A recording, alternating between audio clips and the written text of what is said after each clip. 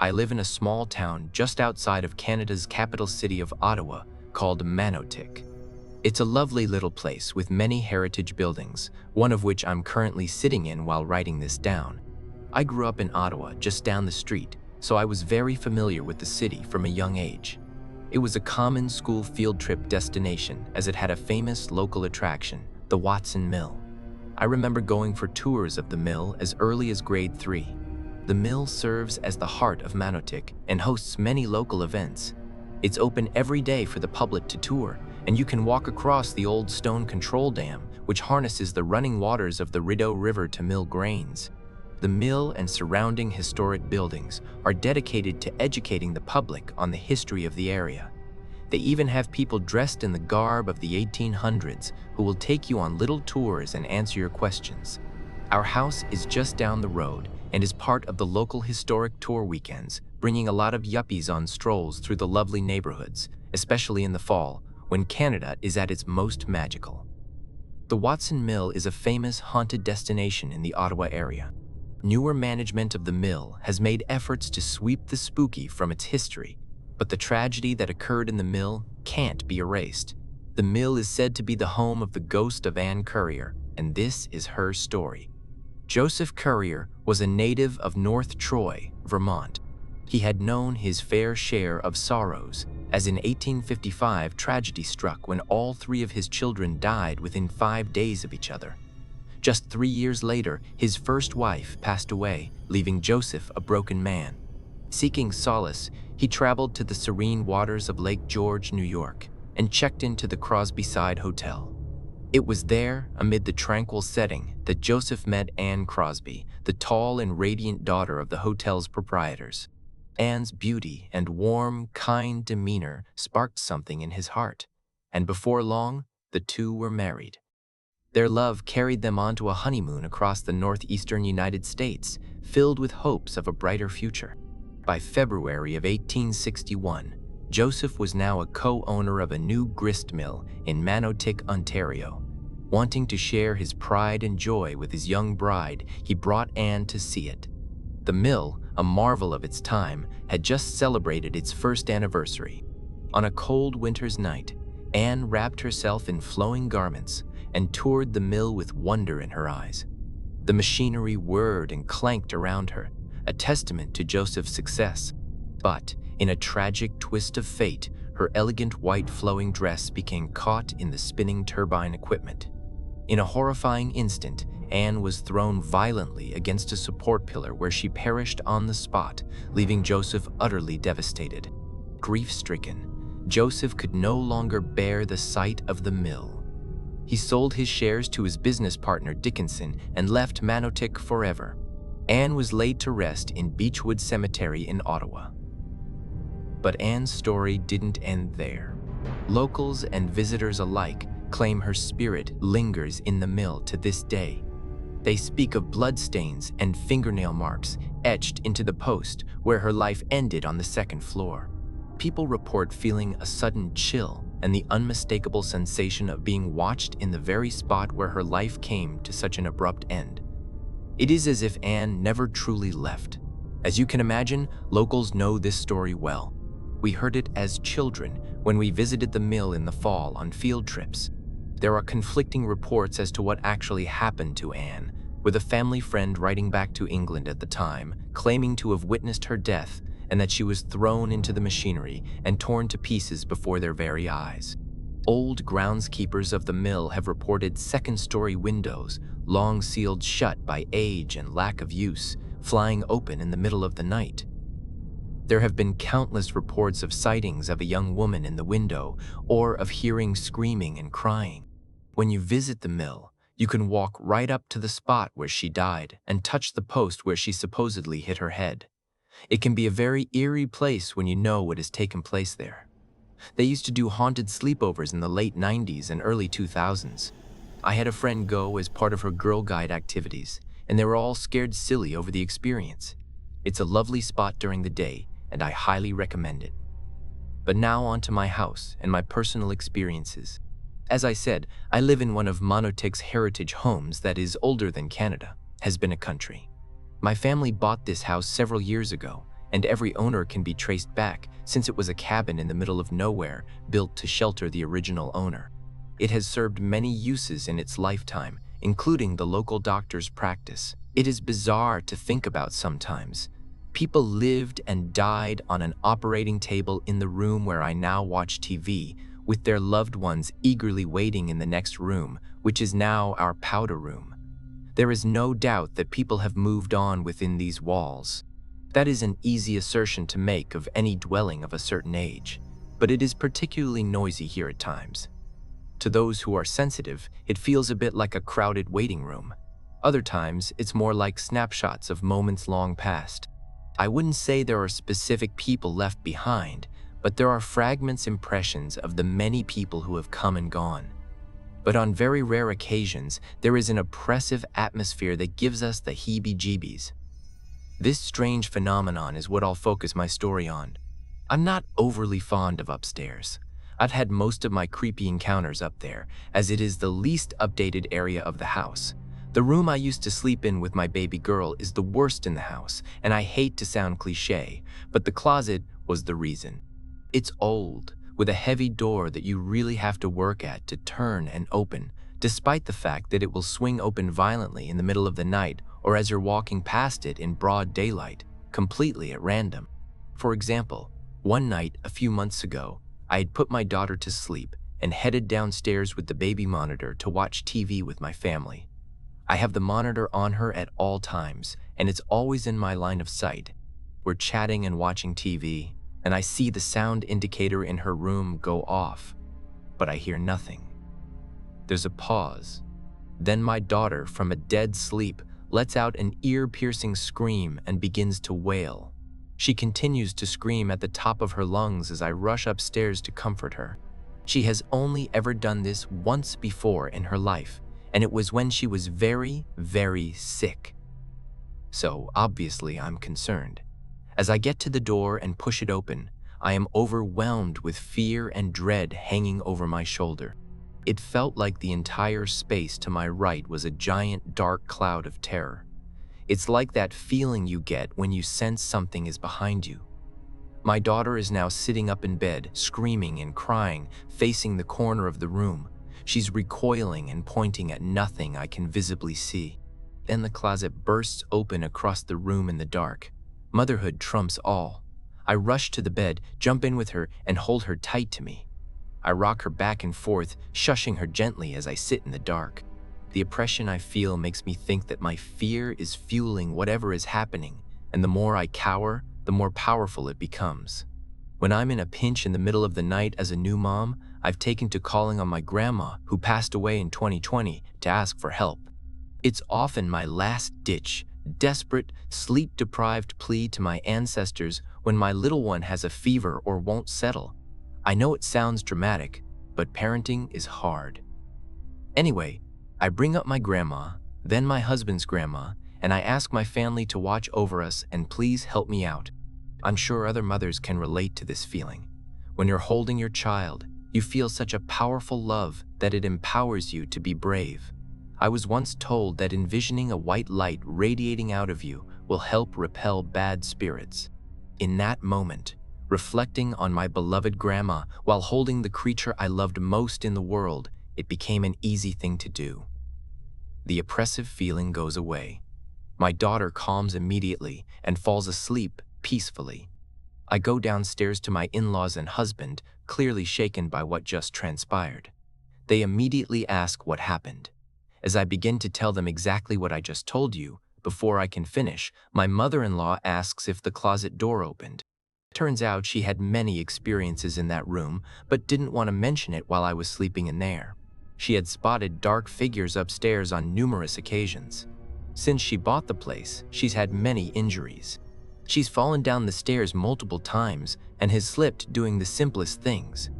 I'd never consider her a clumsy person, but this old place has definitely left its mark on her, paranormal or otherwise. I had taken a break from sharing this story for several days, as something strange happened while I was getting the last paragraph out. As I started to ruminate on the bad energy in this house, I began to feel it again, right over my shoulder, for the first time in months. Of course, I'm writing a spooky story at 2 a.m., so the heebie-jeebies are a consideration. But just as I'm feeling this way, my daughter wakes up screaming once again in the next room. Then I get a text from my little sister, who was sleeping over that night upstairs in the room I don't like, asking me to please come up, that she was scared.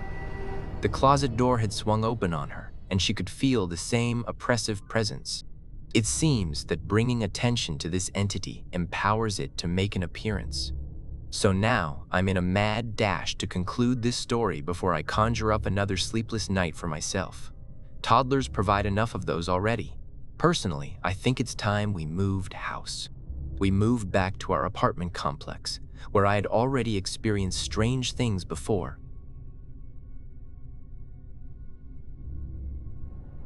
My older brothers and I were in high school at this point, and my brothers, especially the youngest twin, would throw crazy parties all the time.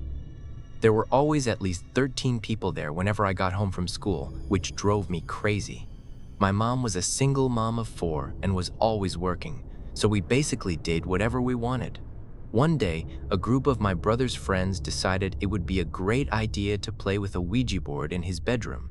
I wasn't there for it, but my mom was, and she told me later that the atmosphere in the apartment changed after that.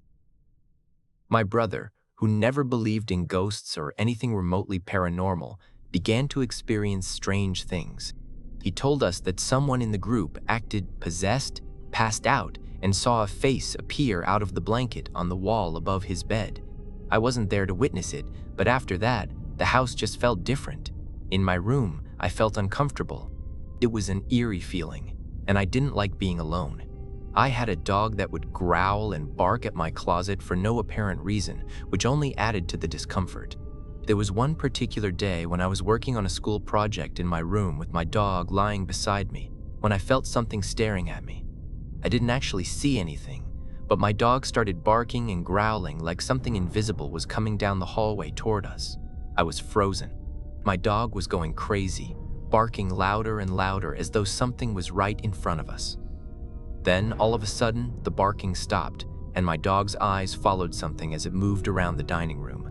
I couldn't see anything, but based on his reactions, whatever it was, moved up the wall and into the corner of the ceiling before disappearing. The whole thing left me shaken. Another time, I was unlocking my mom's bedroom door when I saw something in the reflection of the doorknob. A man standing behind me.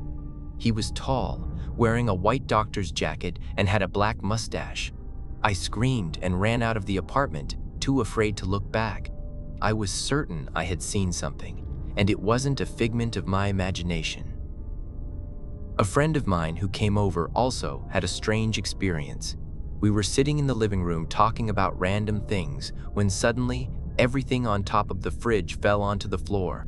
The thud was so loud, and we both screamed, running out of the apartment until someone else came home. I moved to a different apartment years later, but things never got any better. I had a tall shelf filled with Harry Potter memorabilia, and at the very top was my sorting hat, which hadn't been touched in years. My dog, who had been calm since we moved, started growling one day and fixated on the shelf. His hair stood up on end as he stared intently at the sorting hat. Then, out of nowhere, the hat turned on.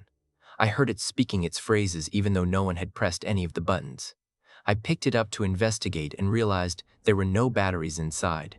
That especially really freaked me out, but I tried to brush it off.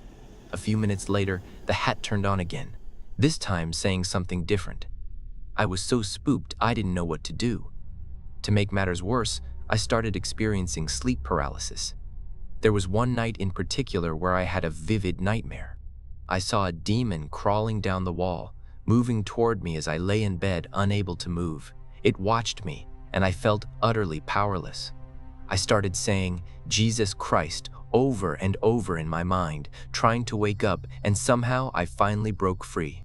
It felt like the demon was studying me, trying to figure out how I was able to break the paralysis, and I've never been more scared.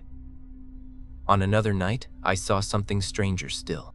There was this figure, almost like a plague doctor, dressed in post-apocalyptic style clothing with a long-nosed mask.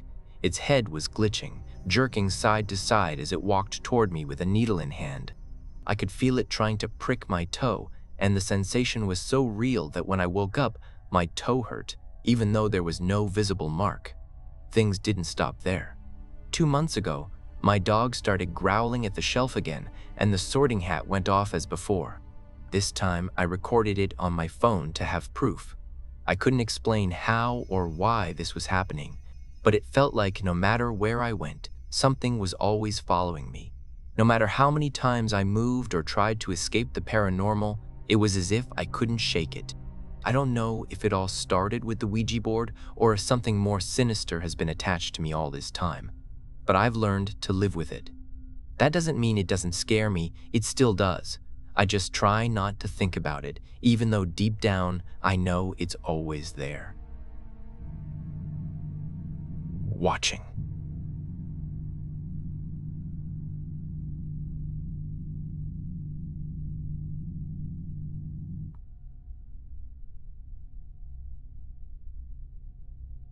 In 2012, my then boyfriend's parents purchased a house and we moved in with them.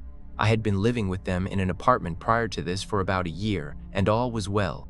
The day of moving in, his mom suddenly turned against me, taking something I had said entirely out of context and adding on to it. Her husband and son didn't believe her, and she still, to my knowledge, holds a grudge about this particular event. This would be a repeating pattern for all three of us concerning her. He and I got married the following year. Over the next several years, his mom continued claiming I said things and started retaliating against me in progressively worse ways. One day, I came home and discovered something that was the final straw. I don't want to get into too much detail here, but we ended up moving out on our own in 2017 due to that particular event. Things got a bit better for everyone involved, until October of 2021. She claimed she saw people in the backyard messing with our classic cars. The police were called, and it turned into a big mess. We attributed it to some of the medication she was on. It worsened over the following months, to the point where she was saying she heard voices and was seeing people in different rooms of the house, particularly in the master bedroom, dining area, and kitchen.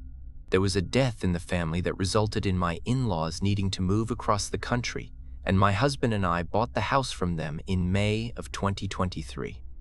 Over the last year, our marriage struggled. There were various pressures that resulted in both of us drinking excessively. Mine had started after a traumatic event in 2020, and we spiraled. The events are as follows. My computer was set up in the master bedroom in a corner desk. There were many times I would go to turn the light on because I had this spooky feeling of something staring at the back of my head. The feeling didn't really go away, but the light made me feel better. I was gaming one day and heard this slow, almost growling laugh from the closet on the far wall to the right. I'm talking about the stereotypical evil Tim Curry chuckle that sent chills down my spine and is ingrained in the back of my brain. It just lives there like a monster under a child's bed. I would go to the bathroom and hear low mumbling, like it was coming up through the vent. At times I wondered if someone was living in the crawl space. This fear was compounded by the fact that the crawl space fence on the outside front of my home would sometimes be pushed out and lying on the ground. This was an almost everyday occurrence. I'd come home, and there it was on the ground. We put this off as a raccoon or other critter because it was way too small for a human to fit into. The crawl space entry is padlocked. I had a small LED motion detector light in my closet because the original hardware had failed. I'd be lying in bed at night, and the light would come on at random in the closed closet. There was no airflow to move clothes, and I wouldn't even think the motion detector could detect clothes moving anyway, but who knows? I eventually just turned it off and used it only when needed. After several weeks of this, since it had no pattern and would happen after a few days of nothing, I started hearing a lot of voices while drinking and partaking in some novelty Delta products. I was a heavy drinker through much of 2021 while dealing with personal issues, but I never had a problem with auditory hallucinations prior to living there, and haven't had problems since leaving that house. On Christmas Day, my husband attempted to chase whatever it was out of the house. I had left, so I don't know exactly what he did besides sage the home. He claimed whatever it was demonic. I'm hesitant to use that word, as there were things I witnessed that I never told him about. I sometimes wonder if he experienced other things, but never told me. I ended up separating from my now soon-to-be ex-husband at the beginning of the year. We were both dealing with a lot, and the house seemed to make it worse. It definitely got worse at night. We would go out, have an amazing day, and come back home, and the entire mood would fall apart. We had numerous items go missing, little things like vapes or remotes. Some items would pop back up, others are still missing. I've seen shadows move from the dining room to the kitchen, and we've had things get knocked into the sink or off the counters. The feeling of being watched while in the shower was also something I only ever felt in that particular house. My ex also said he felt similar things. Since January, we've been moving our things out of the house. Neither one of us is currently living there. Back in June, I went to get my computer after an odd event involving the doors. The front glass doors had been locked, while the back screen door was wide open. My neighbor mentioned he was concerned about the screen door because we had always kept it closed and never had issues with it being blown open due to weather. A friend I'm currently living with came to help me move things that night because I was already uneasy about being alone in the house. We had already loaded up the computer, and I was in the process of dismantling my corner desk. He stepped out for a cigarette, and while I was undoing the frustrating IKEA locks on the desk, I heard a muffled but very audible male voice say, "Hey!" It freaked me out. I rushed outside and asked my friend if he had called for me. He looked confused and denied it. It still gives me goosebumps when I think about it. Every time my ex and I are over there, the feeling the house exudes is dread, intense and tightly wound. I have to go over tomorrow morning and have enlisted a few close friends to go with me so I'm not alone. I refuse to be there by myself. I don't scare easily, and even my ex has admitted he feels severe discomfort being there alone. I was desperate enough to consider calling the non-emergency line to have an officer oversee the situation. My in-laws both had serious issues in their marriage while living in the house. My mother-in-law even attempted to take her own life. Those issues went away after they moved out, and apparently they've been doing great since, though she still loathes me. Mike and I have also been doing better in our separate lives. He said his depression is pretty much completely gone, and so is mine. Even our dogs are doing better. We know the previous owner was an older man. I'm sure I could find his name somewhere and check if he's passed away, but I'm at a loss on what to do in the meantime before we finish moving out by the end of the year. Part of me wants to get a spirit box or a Ouija board just to see, out of human curiosity. I've seen some wild things over the years, having volunteered closely with a local mental facility known to be haunted, and I currently work somewhere where many of us have stories, especially those on the night shift. But this is the first time I've actually felt fear. Human, ghost, or whatever it is, I don't like it. I'm looking for advice. Any would be appreciated.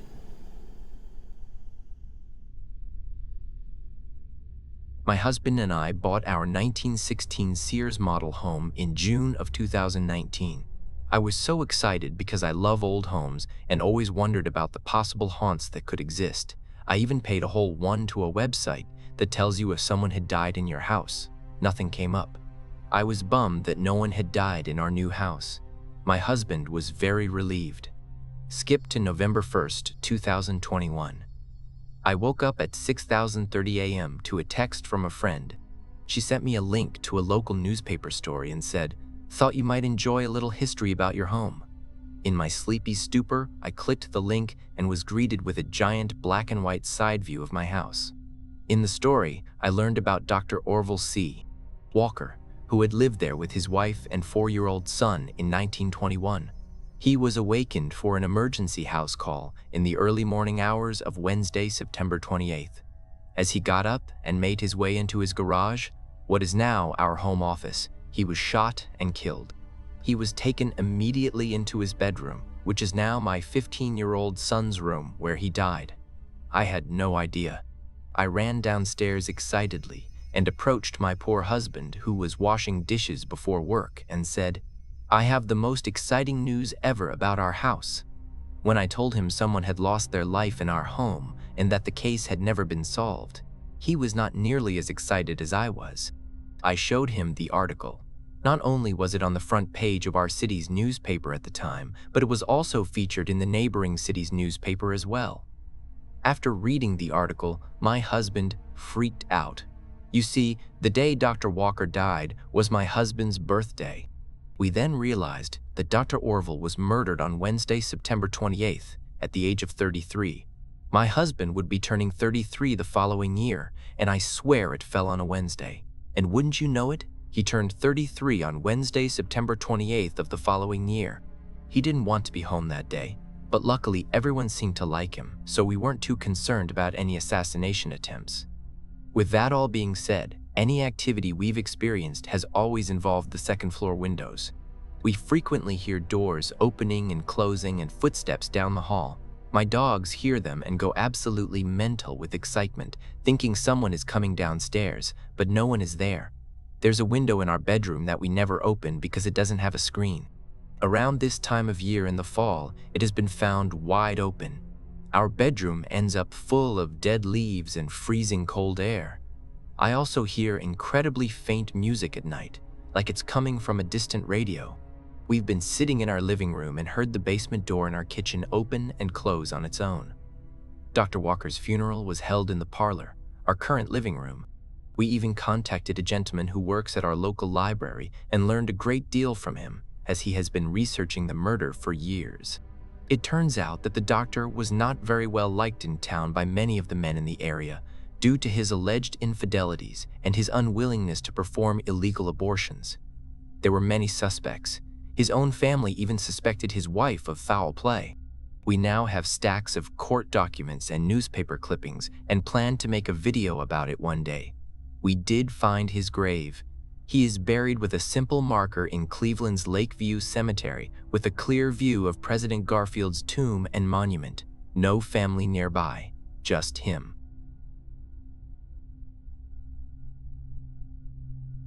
I was around 5 to 7 years old when this happened. At the time, I lived with my mom and my 2 sisters in a modest 3-bedroom, 1-bath house. The house was next door to a funeral home, which always gave me an uneasy feeling, especially at night. I would see my dad on Wednesdays and Saturdays, but the rest of the time, it was just us. I shared a room with one of my sisters, and whenever I woke up in the middle of the night, I would always run straight to my mom's room to sleep beside her. I don't know why, but I was terrified of that house at night. Every single night. One evening after coming home from my dad's house, I decided to play a little prank. I crawled into my bed planning to pretend I was asleep and scare my mom when she came to check on me. But as soon as I lay down, exhaustion took over and I passed out. When I woke up, it was around 30 a.m., and as usual, fear crept in. I bolted to my mom's room for comfort, but to my surprise, she wasn't there. I checked the living room, nothing. That's when I realized she must have stayed the night at her boyfriend's house. Panic set in as I raced back to my room and dove under the blankets. Then it hit me. My sister, the one I shared the room with, wasn't home either. She was staying over at a friend's house. I was utterly alone. As I lay there trying to calm myself, I started to hear it, the unmistakable clanging of pots and pans coming from the kitchen. My heart pounded in my chest as I froze in terror. I immediately threw the blankets over my head, willing the sound to stop. The noise continued for what felt like an eternity. 10 full minutes of relentless banging. Desperate to convince myself it was just a nightmare, I pinched and punched myself all over. But the pain was real. This wasn't a dream. Finally, the noise stopped, and silence filled the house once more. Cautiously, I peeked out from under my blankets. That's when I saw him. In the hallway directly across from my bed, a man was hanging in front of my sister's door. His head was obscured, but I could clearly see the rest of him, black dress pants and polished black dress shoes. I froze, unable to move or scream, just staring in pure terror. Then, as if instinct took over, I pulled the blankets back over my head and squeezed my eyes shut. I don't know how, but at some point I fell asleep. The next morning, I told my mom and sister what I'd seen. They were as freaked out as I was. 6 months later, we moved out and into my mom's boyfriend's house. Now I'm 18, about to turn 19, and I still think about that night. I've always believed the man I saw was a spirit from the funeral home next door, given the way he was dressed. What's strange is that my friend's grandma lives in that house now, and she's never experienced anything unusual, but the memory will stay with me forever.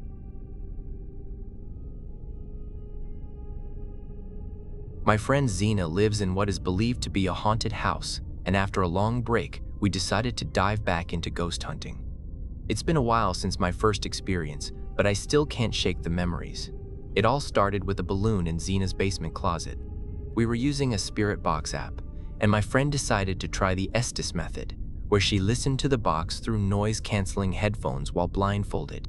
The only thing she muttered was something like, "Don't trust her." But when she came out of the trance, she had no memory of saying anything. For context, Zena's family believes they may have connected with two spirits during the pandemic, a boy and a girl, possibly twins.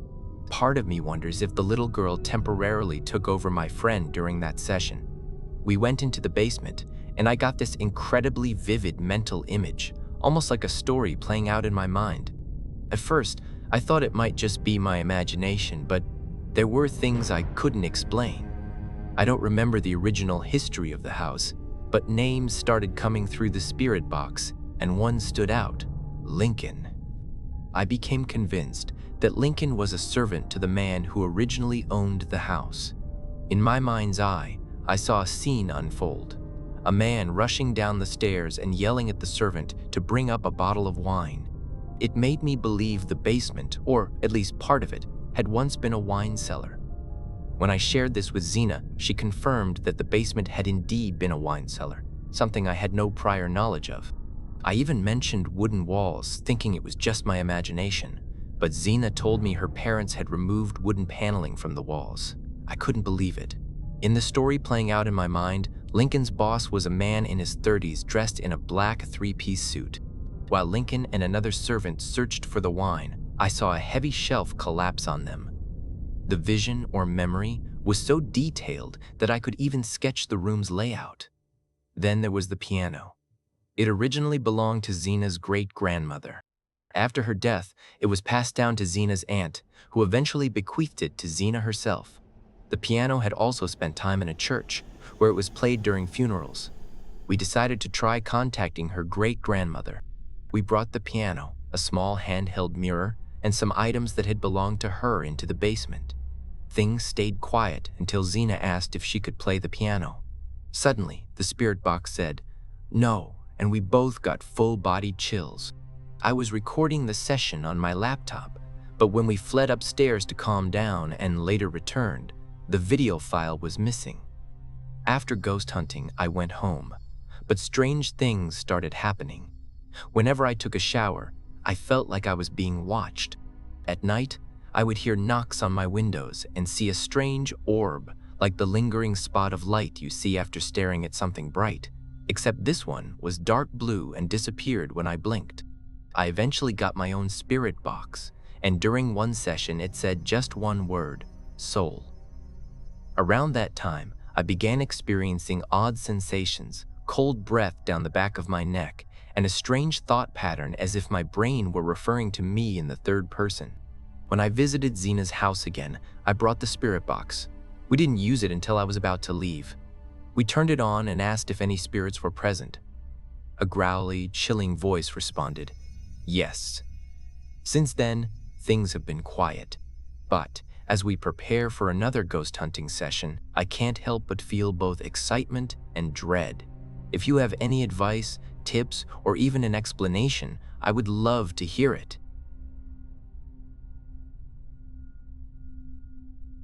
When I was in 3rd grade, my mom was a single parent, and we lived in these run-down apartments on the rough side of town. Each unit had a tiny square yard out back, followed by an alley, and then this massive stone wall. On the other side of that wall was a cemetery. All the apartments were 2 stories, and you could hear everything. The walls were so thin, you'd hear the neighbors brushing their teeth or coughing through the night. Our apartment always had this strange energy.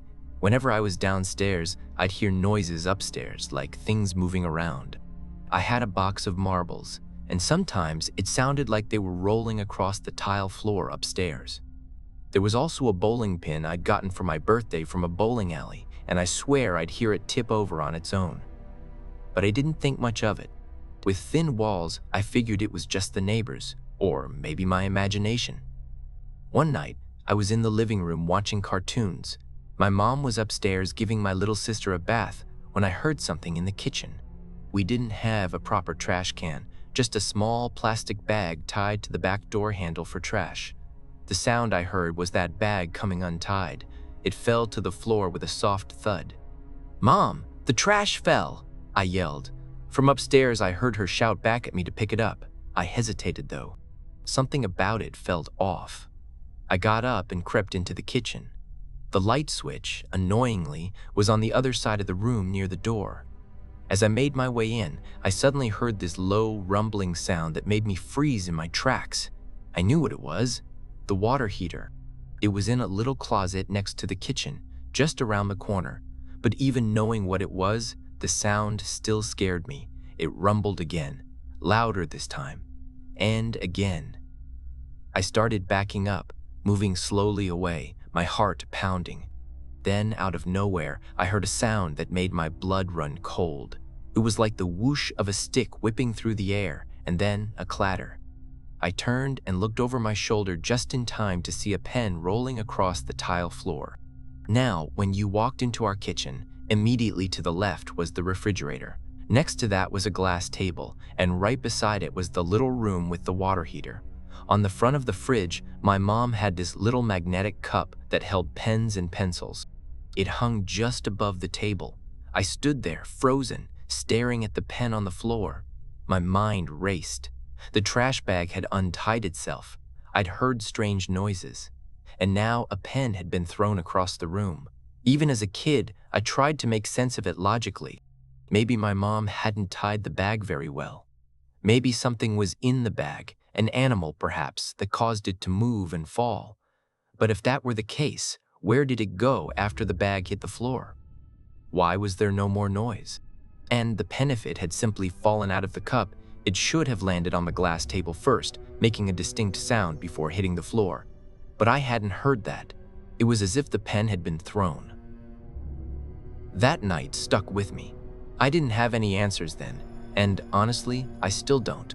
This happened just about an hour ago, and my heart is still racing.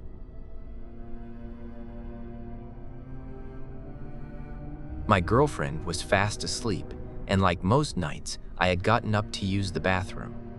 While I was washing my hands, I heard her call my name from down the hall.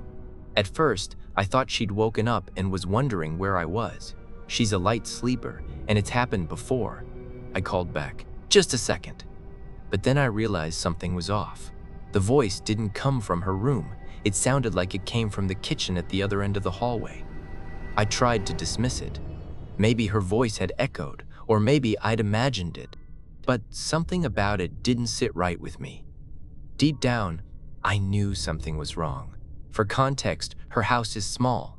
The hallway isn't much of a hallway. It just connects the bathroom, kitchen, and living room to the bedrooms at the end. When I stepped out of the bathroom and started heading back to her room, I froze. In the corner of the living room near the front door, I saw something. It wasn't human. It was a tall, dark mass, completely still, featureless, just standing there in the shadows, watching me. My stomach dropped. I couldn't move. It didn't make a sound. It didn't shift. It was just there in the corner of the room. I don't know how long I stood frozen, but after a few seconds, I snapped out of it and bolted toward her room, my legs shaking. I quietly shut the door behind me and locked it, trying not to wake her. She was still sound asleep, but I could feel the fear creeping up on me. I sat on the bed, trying to tell myself it was nothing. Maybe a shadow, maybe my tired brain playing tricks on me, but I couldn't explain the voice. It sounded exactly like her calling me from the kitchen. Yet she had been asleep the entire time. I've had some weird experiences in her house before. It's not exactly haunted, but there's definitely something strange in the air. I can't stop replaying the image of that thing standing in the corner motionless. like it was watching, waiting. Now I'm lying here in bed, trying to calm myself down without waking her. I'm not sure what to do. I'm not religious and not particularly spiritual, but whatever that thing was, I feel like I need to do something. I just don't know what.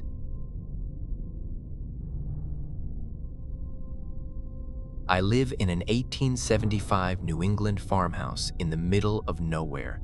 The kind of place that, while full of charm, has an undeniable sense of something being off. I thought I'd start documenting the strange things that happen here, even though it's hard to capture the unsettling atmosphere in anything other than memory. Over the years, I've had a lot of people experience odd things here, and most of them seem strangely comfortable with it. But for me, it's a constant low hum of unease. Here's a quick note. Most of my friends get a weird and uncomfortable vibe when they visit. I've had people tell me, without prompt, that this isn't a house they'd want to live in, and honestly, I get it. The place feels restless, sad, maybe even angry at times. There's something off about it, and I can't quite put my finger on it. The other night, I was in the living room with our dog while my partner was downstairs in the basement. We were just relaxing when we both heard a strange, semi-metallic thud from the corner of the room. It sounded like something solid had dropped to the floor. The dog perked up and looked around, but I brushed it off, thinking maybe something had fallen in another room or outside. There was nothing obvious in the corner where the sound had come from. I tried to refocus on my book, but a moment later I was snapped out of it. I distinctly heard a quiet, like someone mulling something over under their breath. I paused. I had smoked a little earlier, so I thought maybe it was just my mind playing tricks on me. I hesitated before picking up my book again. The dog was still, as though it didn't find the sound unusual. 5 minutes passed. Then there it was again. A voice. This time unmistakably male. A low, as though someone was pondering something just outside the room. The refrigerator in the kitchen makes its usual creaks and groans, but that wasn't one of its sounds. I felt a chill. I messaged my partner to come upstairs. I wasn't comfortable being alone with whatever that was. When he came up, I told him what had happened. 3 odd occurrences in quick succession. He settled into the living room with me, and for a while, it seemed like things had calmed down. About 15 minutes later, I went to the kitchen to grab a drink. As I barely set the glass down on the counter, I heard it again. "What's wrong?" I froze, my heart skipping a beat. I called back, "What are you talking about?" His voice came from the living room, clear but puzzled. "What's wrong?" "You just made a noise like you were confused." I walked back into the living room holding my empty glass and asked, "Did it sound like, Did you hear that?" "Yeah." "Isn't that what you said?" "No. That's what I heard before, and now you heard it too." We had both heard the same thing. The same voice, the same sound. And after that, it didn't happen again. Not once. It left me with a strange feeling like it had been trying to get our attention. But for what purpose? Then there's something else that's been puzzling me. When I first moved in over a decade ago, I shoved a bunch of random things under the old cold storage shelving. Paint cans, odds and ends, a fake Christmas tree. The lighting in there was poor, and I didn't pay much attention to what I was stashing back there. Not long ago, I decided to see if I had any leftover paint to match a color I needed. When I moved some things around, I saw it.